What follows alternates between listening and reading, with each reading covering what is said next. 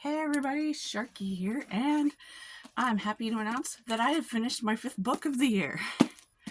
Alright, if you tuned into my last book review, this book I got about the same time. I got this book the same time as I went for Angela Davis. This was a book that I did not plan on getting. It was literally, I went to the library to pick up an Angela Davis book after the election, and I saw this on the shelf, and I'm like, you're coming home with me.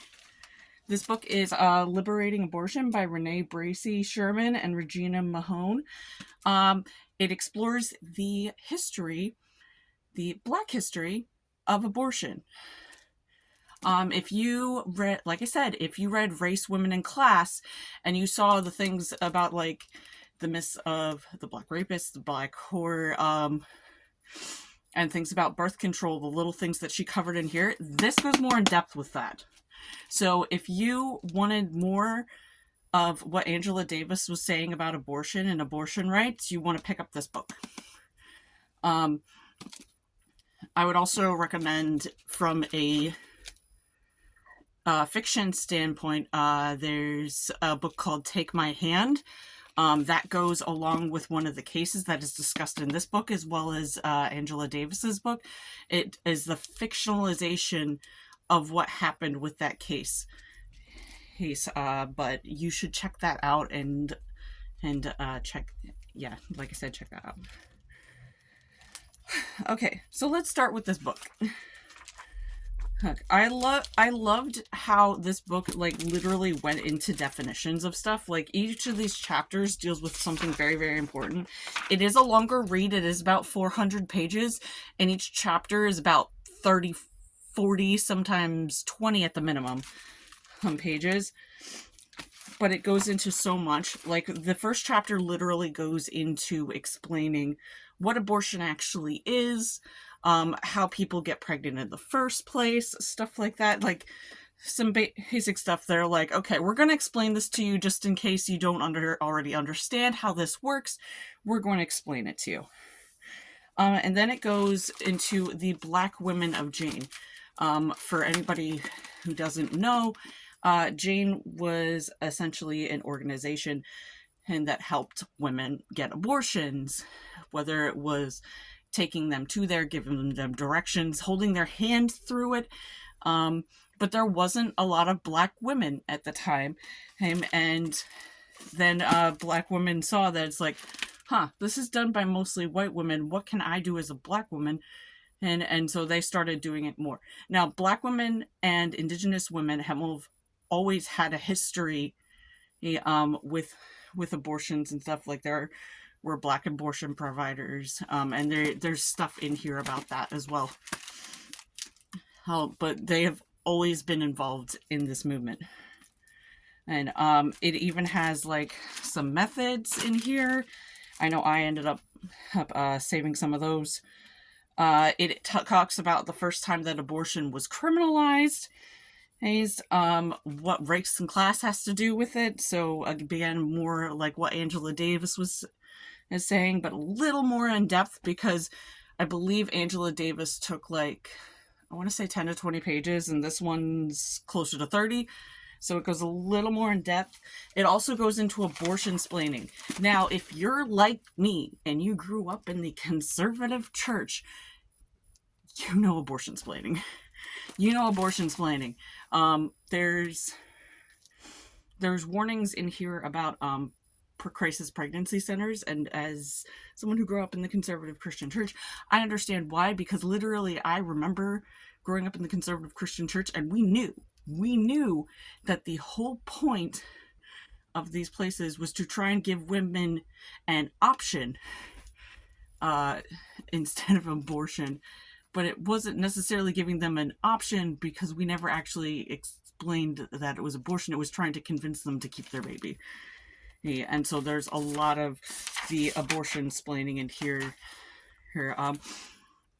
One of the things that I saw in there was people were using an abortion-splaining method as eugenics. And it's saying that essentially that they were murdering black babies, which is not true, who actually, more often than not, what was happening, because these women didn't get to choose what to do with their bodies, you had another form of eugenics that was being practiced on people of sterilization. And they go into why everybody needs reproductive justice, BIPOC. And like I said, it's like, as I was reading through this, I connected so much. Like, I didn't expect to connect with as much as I did, but like, they're like, well, a lot of Asian communities don't necessarily talk about what sex and protection, and like there are black people who are shamed because of the church. And I was like, I was shamed because of the church.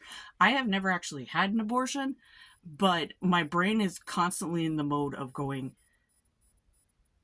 if I got pregnant at this point, I would probably have one because I need to, because I can't afford to have a child. So it was talking about how everybody needs reproductive justice, like everybody should be able to have the right and choose who's.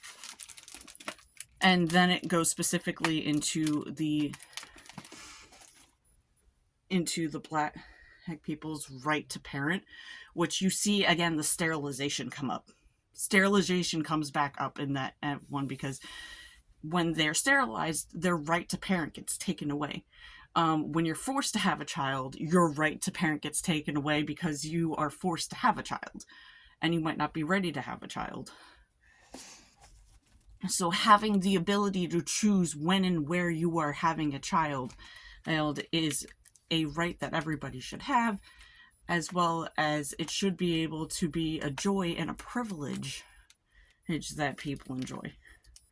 As well as then it goes next into the joy and privilege of sexuality and pleasure, especially for we live in such a puritanical society.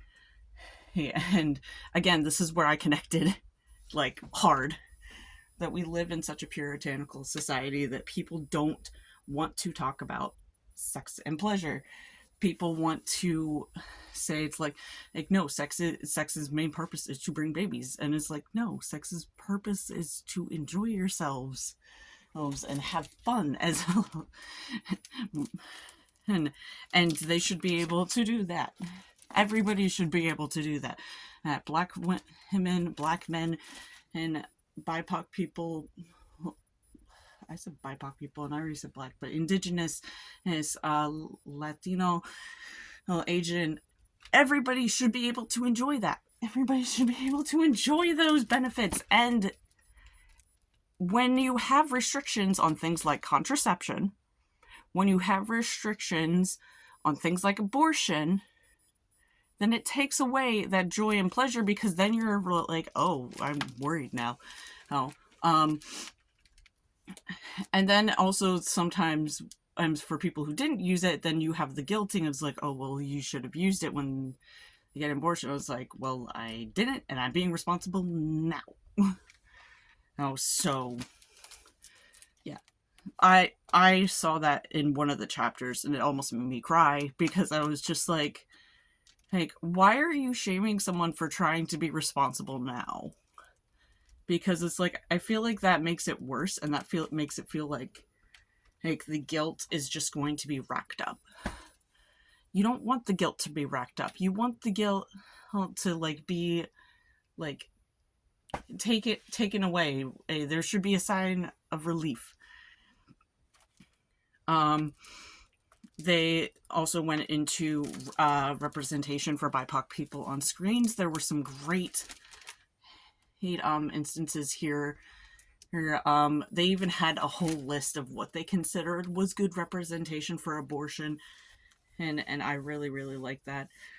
They even had an entire list of what to expect when you're having an abortion, like the steps that you have to take and all that and stuff. And it was very, very like comforting to see stuff like that.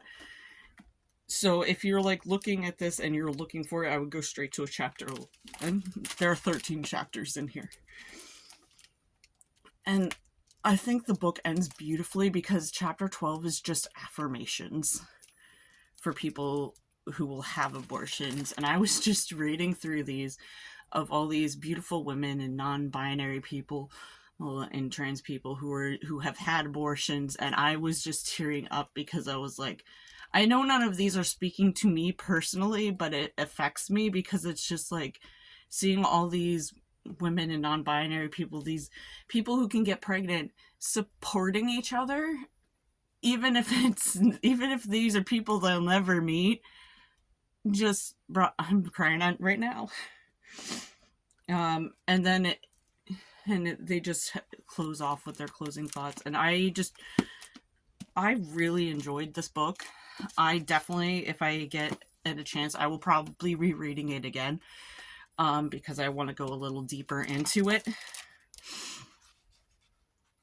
But yeah, like I said, it goes through history of Black women in the abortion movement, like protesting, all that stuff. Especially, I think it should go up to present day. But I know a lot of the stuff I was seeing was specifically focused on the 70s to 1992.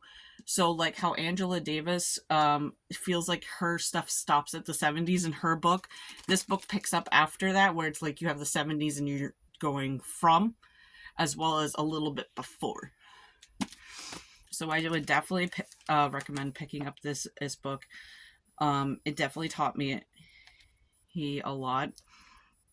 And I definitely will be reading it again just to like try and fully absorb everything that I can, because it's Black History Month.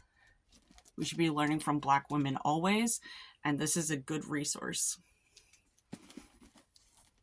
Enjoy reading.